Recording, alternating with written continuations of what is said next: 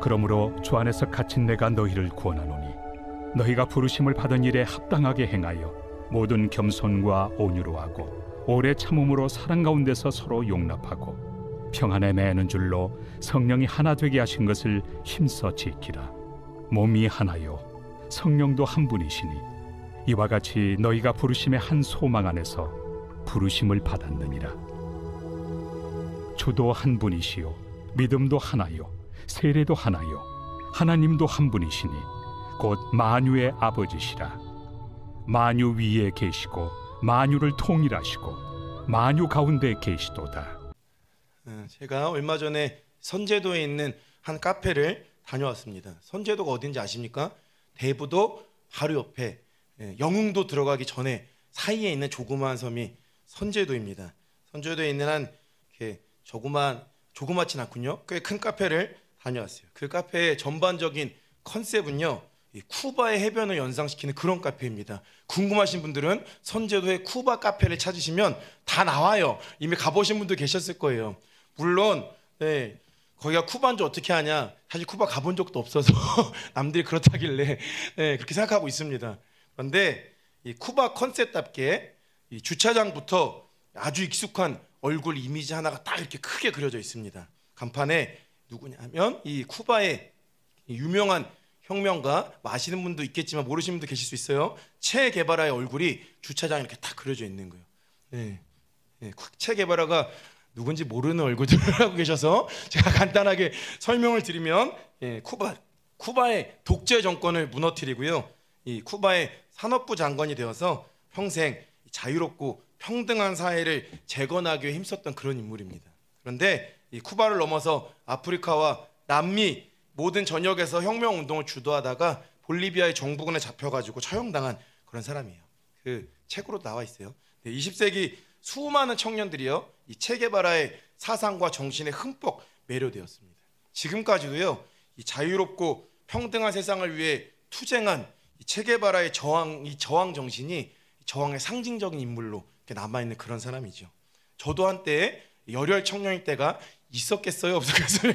저도 있었습니다. 저도 20대 때 꽤 열혈 청년이었어요. 그래서 한때는 이 자유와 평등을 위해 저항하는 체게바라의 사상에 흠뻑 매료되어 가지고 읽지도 않으면서 체게바라 평전을 이렇게 갖고 다녔던 마치 이렇게 깨어 있는 사람인 척 하려고 그랬던 기억들이 새록새록 설교 준비를 하면서 떠올랐어요. 한때 사람들이요, 왜 체게바라에게 매료되었는지 아시겠습니까? 한때 체게바라에게, 왜 아시는 분들은 체게바라 얼굴 아시는 분들 계실 거예요. 잘생겨서일까요?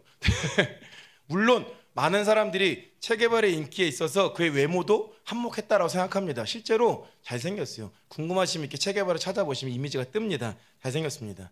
사람들이 잘생기면 다 좋아해요. 그죠? 잘생기면요, 가끔 보면 흉악한 범죄자도 이렇게 인물 좋으면 사람들이 팬클럽 생기고 그러잖아요. 솔직하게 제가 말씀드리자면 목사님들도 인물 좋으면 더 인기가 많습니다.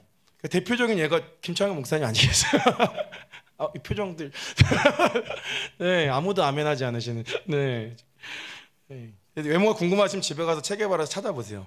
그런데 단순히 잘생겼기 때문에 인기 있겠습니까? 단순히 그렇지 않죠. 사람들이 그의 사상과 정신에, 특별히 청년들이 더 매료되었던 것은요, 이 세상이 어떤 세상이냐면 온갖 억압과 차별이 가득한 세상이라서 그렇죠. 그리고 불평등으로 가득한 부조리한 세상이기 때문에 더욱 그랬을 것입니다.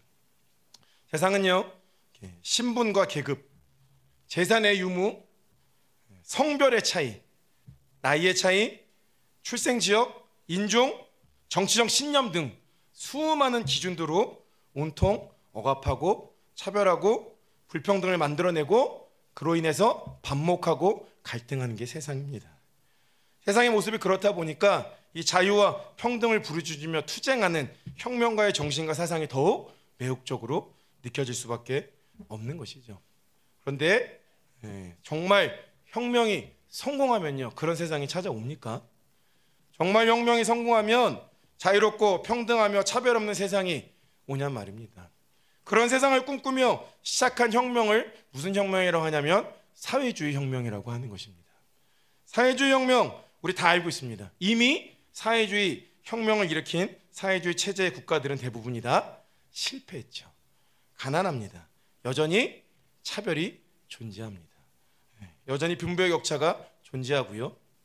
여전히 자유가 많이 제한되는 그런 것들을 볼 수 있습니다. 세상은요, 많은 사람들이 연구를 해요. 사회주의가 도대체 왜 실패했을까? 많은 사람들이 연구합니다. 뭐 사회학적으로, 세상적으로는 뭐 이런저런 이유 될 수 있어요. 그러나 우리는 이미 다 알고 있습니다. 왜냐하면 세상이 타락하였기 때문에 그렇습니다. 에베소서의 표현을 빌리자면요, 통치, 권세, 능력, 주권이라 불려지는 어둠의 주권자들이 이 세상에서 강력하게 영향력을 미치고요, 모든 사람들을 죄의 영향력 아래서 온통 죄의 노예로 만들기 때문에 그렇다는 것이죠. 그 열매가 바로 온갖 차별과 불평등이고요, 반목과 갈등인 것입니다. 그렇기 때문에요, 체계개발화가 아니라 그 어떤 위대한 혁명가도, 그 어떤 위대한 정치가도요, 절대로 그런 문제를 해결할 수가 없습니다. 누가 대통령이 되든 간에, 누가 혁명가가 되든 간에, 누가 정치가가 되든 간에요, 그런 문제들은 누구도 해결할 수 없어요. 왜냐하면 모두가 다 죄의 노예 아래에 있기, 죄의 그 아래서 노예이기 때문에 그렇습니다. 죄 아래 놓인 다 노예들인 거예요. 그런데요, 놀라운 일들이 있었죠. 우리 하나님이요, 창세전부터 원대한 계획을 세우셨습니다.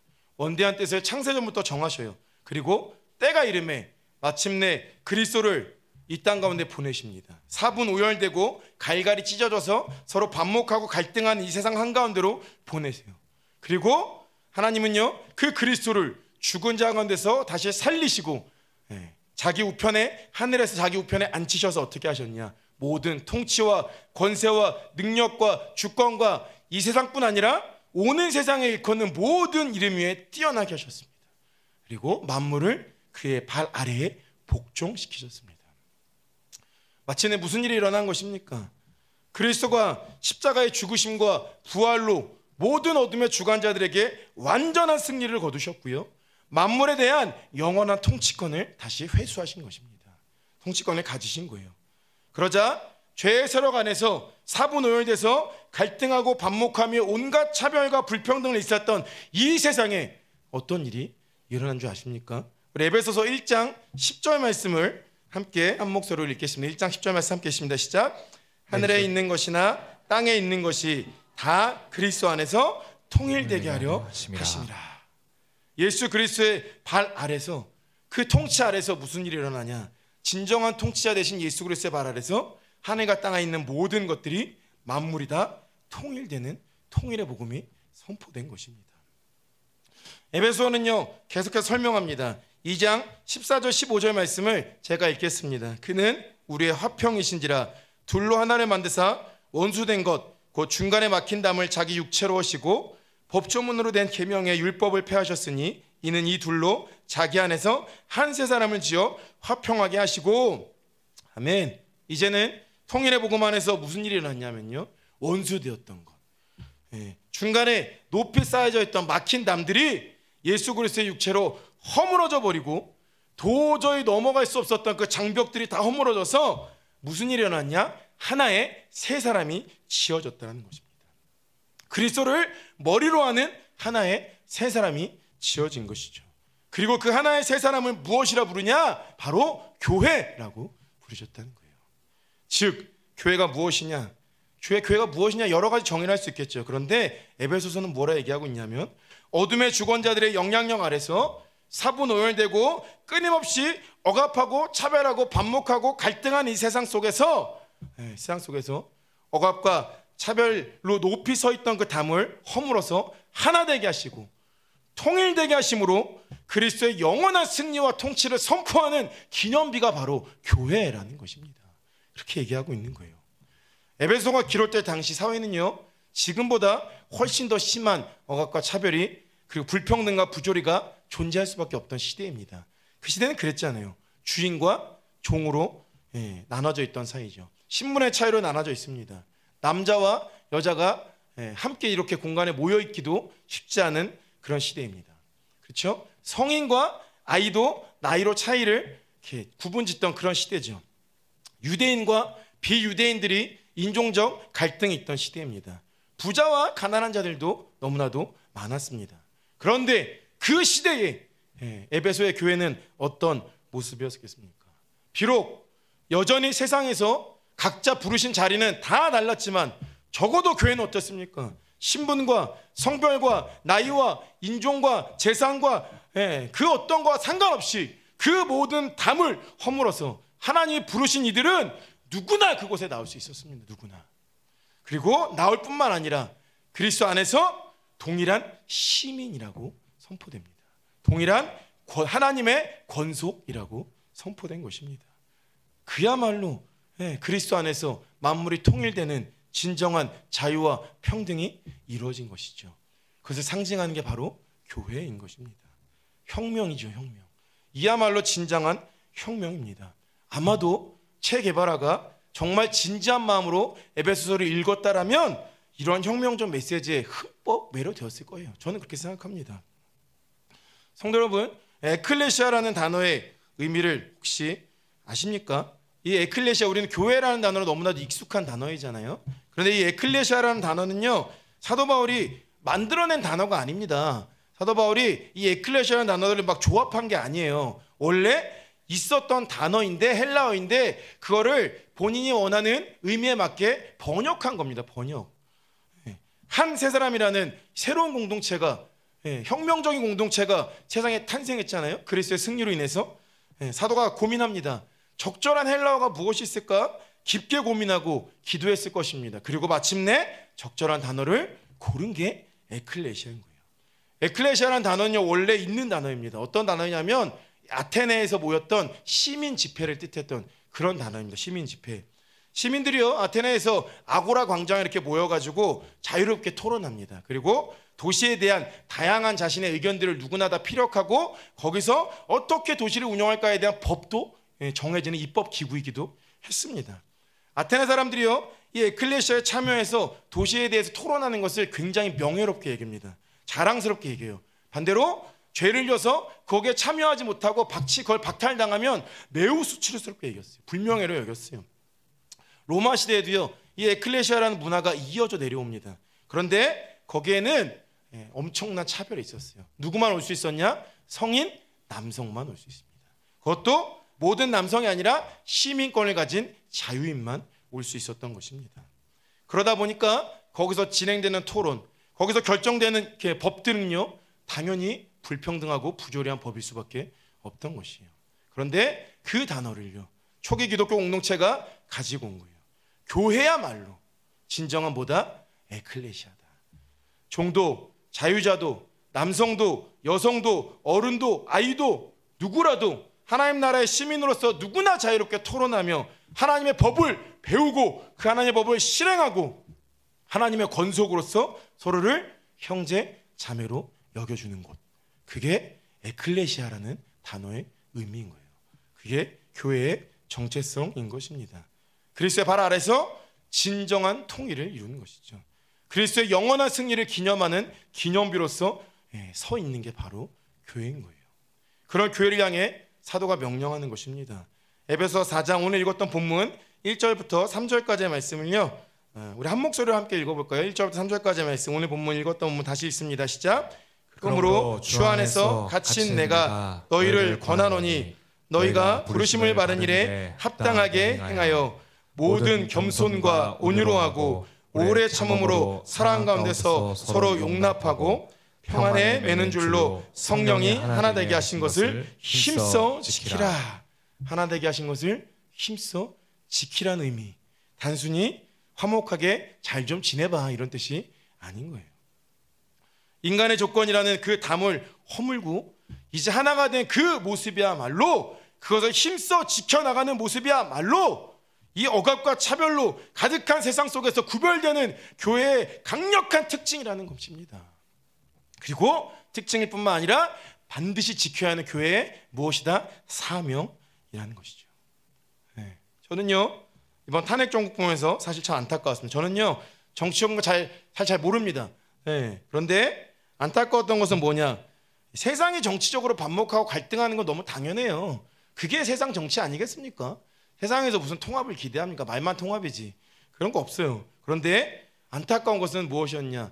교회가 세상 정치에 오히려 영향을 받아가지고 자기가 지지하는 정치적으로 색깔을 통해서 서로 반목하고 갈등하는 게 교회가 할 일입니까? 제가 진짜 안타까웠던 건 그거예요. 뭐 교회가 그래야 돼요. 예. 교회는요 이런 시기일수록 사실은 더 하나됨을 힘써 지켜야 되는 것입니다. 사도 바울이요 선교에 힘썼지만 동시에 하나됨을 위해서 정말 부단히 애쓴 사람입니다. 이거에 대해서 사람들이 잘 모르고요 잘 다뤄지지 않습니다. 사도행전 20장 22절부터 24절까지 말씀을 제가 읽겠습니다. 보라 이제 나는 성령에 매여 예루살렘으로 가는데 거기서 무슨 일을 당할는지 알지 못하노라. 오직 성령이 각 성에서 내게 증언하여 결박과 환난이 나를 기다린다 하시나 내가 달려갈 길과 주 예수께 받은 사명 곧 하나님의 은혜의 복음을 증언하는 일에 마치려 하면은 나의 생명조차 조금도 귀한 것으로 여기지 아니하노라. 우리 너무나 잘 아는 말씀이죠. 그런데 사도 바울이 왜 목숨 걸고 예루살렘을 가려고 했는지는 아십니까? 아세요? 예루살렘 가서 전도하려고 갔습니까? 선교 보고하려 간 이유도 있어요. 그런데 거기에 이미 예루살렘 교회 지도자들도 있었고요 전도자들이 있었어요. 그런데 사도 바울이 이렇게 목숨을 걸고 내가 사명을 위해 예루살렘을 갔던 이유가 로마서에 등장합니다. 로마서 15장 25절부터 27절까지의 말씀을 또 제가 읽어드리겠습니다. 그러나 이제는 내가 성도를 섬기는 일로 예루살렘에 가노니 이는 마게도냐와 아가야 사람들이 예루살렘 성도 중 가난한 자들을 위하여 기쁘기 얼마를 연보하였습니다. 저희가 기뻐서 하였거니와 또한 저희는 그들에게 빚진 자니 만일 이방인들이 그들의 영적인 것을 나눠 가졌으면 육적인 것으로 그들을 섬기는 것이 마땅하니라. 왜 예루살렘에 갔습니까? 목숨 걸고 왜 갔어요? 이방 교회 헌금을 들고 유대인들이 주로 구성된 예루살렘 교회를 섬기러 간 것이에요. 그냥 단순히 가난한 사람 돕기 위해 간 게 아닙니다. 이방 교회와 유대인 교회의 연합을 그만큼 목숨 걸고 중요하게 여기고 예루살렘에 간 거예요.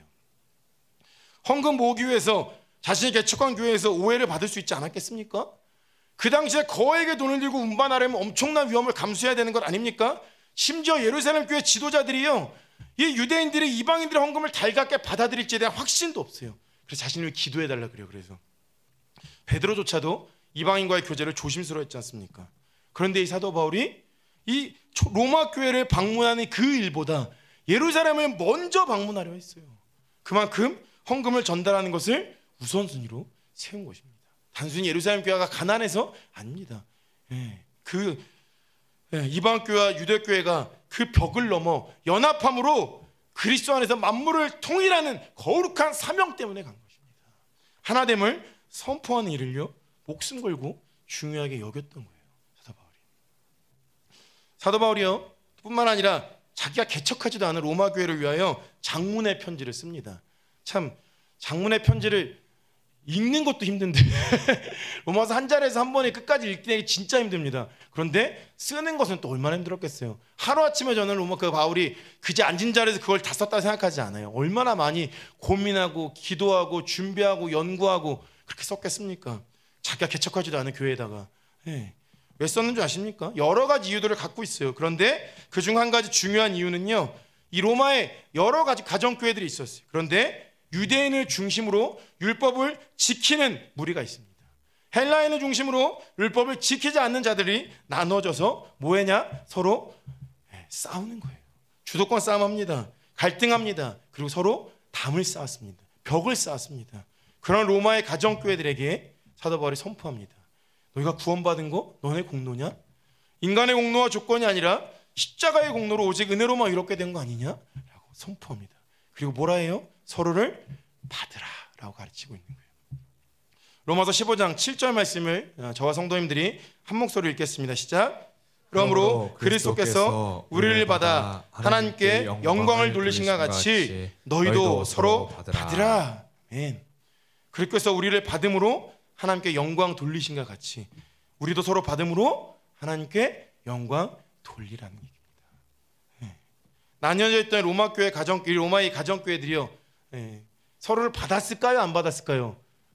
안 나와 있죠. 성경에 안 나와 있어요. 그러나 저는 확신합니다. 받았어요. 왜? 그러니까 로마서가 남아있는 거 아니겠습니까? 받지도 않은 자들이 그 로마서를 정경으로 귀하게 남겨놨겠어요? 그렇지 않습니다. 그만큼 귀하게 여겨져 지금까지 정경으로 지켜질 수 있었다는 게 바로 사도 바울의 명령을 그 교회들이 이행했다라는 증거입니다. 복음을 정말 믿고 받아들이고 경험하고 그 복음 안에서 성도의 교제와 연합을 이루었다라는 강력한 증거인 거예요. 하나 되게 하신 것을 힘써 지킨 거죠. 그 목숨을 걸고 이방 교회의 헌금을 예루살렘 교회에 전달했던 그 사도가 오늘도 우리에게 동일하게 명령하고 계십니다. 하나 되게 하신 것을 힘써 지키십시오. 아멘. 에베소서 2장 8절과 9절 말씀을 저 성도님들이 한 목소리로 읽겠습니다. 시작. 너희는 그 은혜에 인하여 없습니다. 제가 읽을게요. 너희는 그 은혜에 의하여 믿음으로 말미암아 구원을 받았으니 이것은 너희에게서 난 것이 아니요 하나님의 선물이라. 행위에서 난 것이 아니니 이는 누구든지 자랑하지 못하게 함이라. 아멘. 하나님 백성 공동체는요, 그 어떤 인간적인 조건도 자랑하고 내세울 게 없습니다. 왜? 은혜로 구원받았으니까요. 믿음으로 선물로 구원받았기 때문입니다. 성도님들 중에 혹시 여기에 까다로운 입회 과정을 거쳐서 오신 분이 계십니까? 오실 때에 재산이 얼마가 있는지 기록하신 분 계십니까? 오실 때에 혹시 학력이 얼마 정도 되는지 기록하신 분 계십니까? 오실 때에 정치 성향을 기록하신 분 계십니까? 오실 때 혹시 이력서 내신 분 계십니까? 아무도 없죠.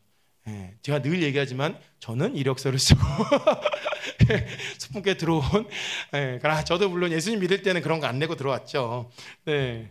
저 잘났다고 자랑하고 다투고 편가르고 그렇게 차별하고 억압할 수 있는 근거가 어디 있습니까? 교회 내에 없습니다. 아무도 없습니다. 오늘 본문 4절에서 6절까지의 말씀을요, 저와 성도님들이 다시 한번 한 목소리로 읽겠습니다. 시작. 몸이 하나요 성령도 한 분이시니 이와 같이 너희가 부르심의 한 소망 안에서 부르심을 받았느니라.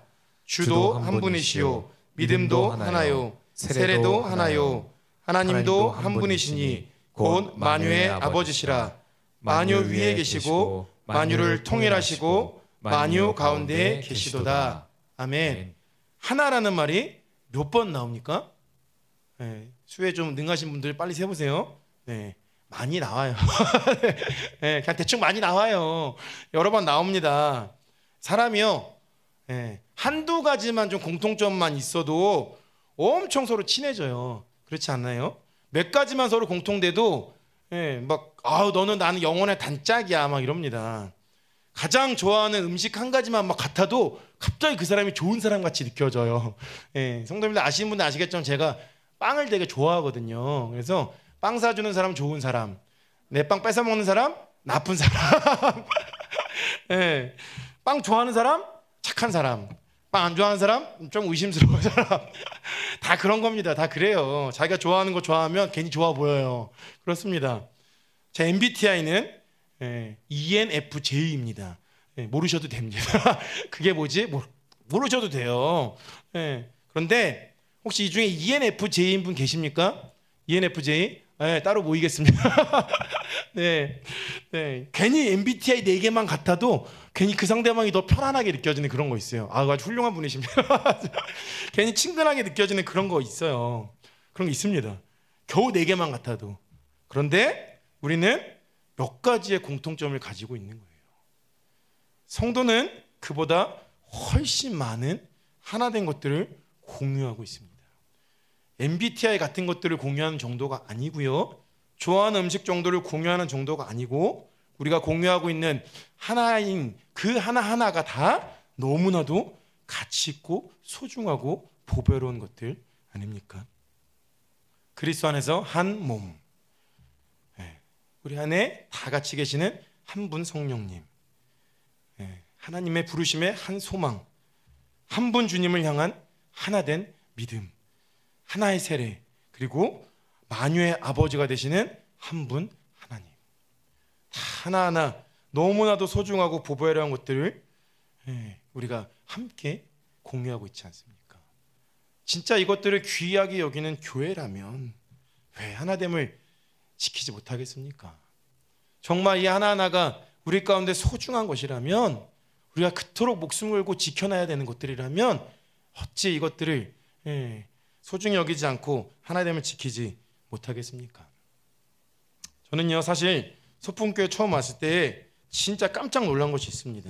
어떤 거냐면 분명히 교회가 장로 교단에 속한 교회인데 감리교 교단에서 안수를 받은 목사님이 한 분 계신 거예요.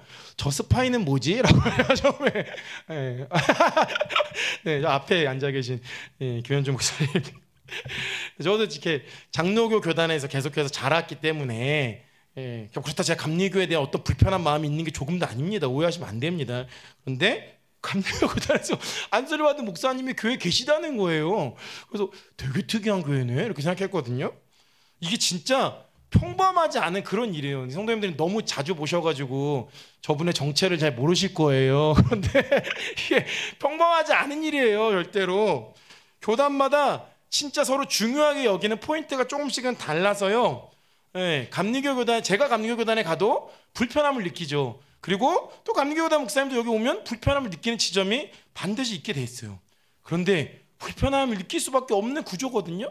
그런데도 불구하고 함께 동역할 수 있을 뿐만 아니라 큰 갈등이 없어요. 일단 제가 보기에는. 물론 감리교에서 안수받은 목사님의 마음까지는 저는 잘 모르겠어요. 네, 김현종 목사님 잘 지내고 계시잖아요. 네, 아멘, 아멘. 잘 지내시잖아요. 이게요, 수풍교회 목사님들이 다 사람들이 착하고 좋아서 그런 게 아닙니다. 물론 다 착하고 좋으세요. 그런데 비단 그런 것만은 아닙니다. 이게 무슨 의미냐면요, 이 그리스도가 진짜 이 차별과 갈등과 반목만 가득한 이 어둠의 주관자들에게 승리하신 증거인 겁니다. 승리하신 증거고요. 우리를 은혜로 구원하시고 중간에 막힌 담으로 무사 하늘과 땅을 그리스도 안에서 통일하셨다라는 강력한 증거를 성도님들은 지금 보고 계십니다. 이런 일이 진짜 쉬운 일이 아닙니다. 다른 교단 목사님과 함께 살아가는 건 진짜 어려운 일이에요. 그래서 성도님들은 끊임없이 기도해 주셔야 됩니다. 네. 무엇을 위해? 교육자들이 서로 조금씩 다르더라도 정말로 하나됨을 잘 지켜나갈 수 있도록. 사실 교회 분위기를 보면요, 교육자실 분위기 보면 대충 다 보여요. 진짜 이렇게 좀 이렇게 이런 교회들 가보면 교육자들끼리 뭐 하고 있냐? 서로 경쟁하고 있습니다. 우리 부서, 너네 부서 경쟁하고요, 갈등합니다. 그리고 그렇게 좋은 관계들을 많이 못 맺어요. 그래서 막 그 사역하던 교회 떠나고 나면 두 번 다시 못 보는 관계들 진짜 많습니다. 그런데 수fun교회 교육자들 분위기는 성도님들 보시면서 아시겠지만 분위기 좋습니다. 그렇죠? 항상 기도해 주셔야 됩니다. 그래서 이 뿐만 아니라 수fun교회 교육자실뿐만 아니라 이 수fun교회가 그리고 한국교회가 정말 높은 담들을 허물고 하나님을 지켜내고 힘써 지켜나갈 수 있도록 함께 기도하셔야 되는 거예요. 빈부의 격차, 성별의 차이, 지역의 차이, 심지어 정치적 성향 좀 다르더라도 그걸로 서로 억압하고 차별하고 갈등하고 반목하고 그 세상이 하는 겁니다.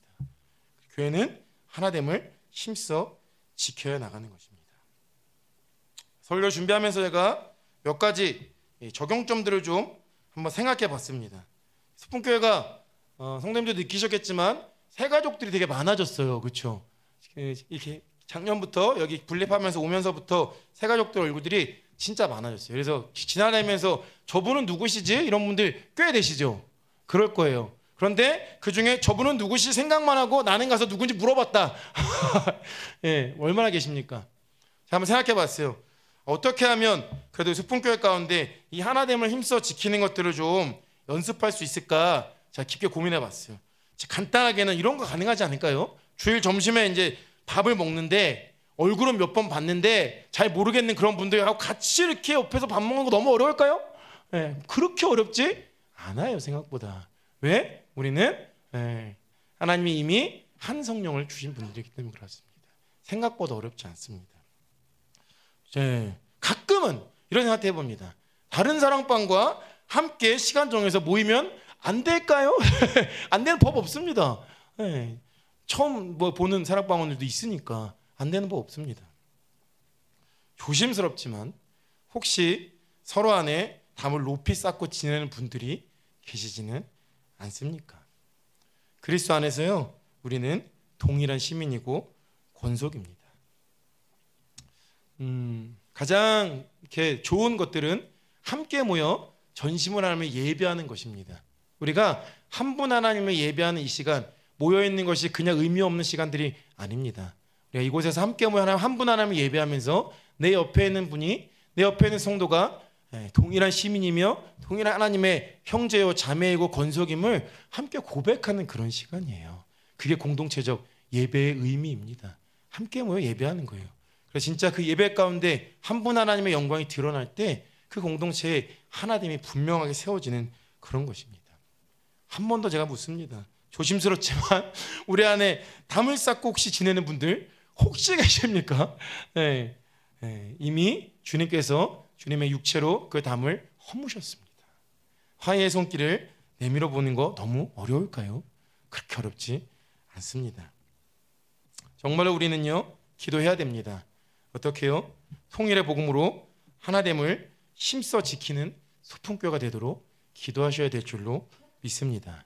그리고 나아가 이 한국교회가 그렇게 통일의 복음으로 동과 서, 남과 북 분열되어 가지고 정치적 색깔로 나눠져 가지고 싸우고 손가락질하는 게 아니고, 내가 갖고 있는 정치 색깔로 상대를 판단하고 정죄하는 거 아니고 교회의 정체성을 바로 세우고 교회 하나됨을 바로 세울 때 어떤 일이 일어나냐? 비로소 그 교회 가운데 하나님의 영광이 나타나는 것입니다.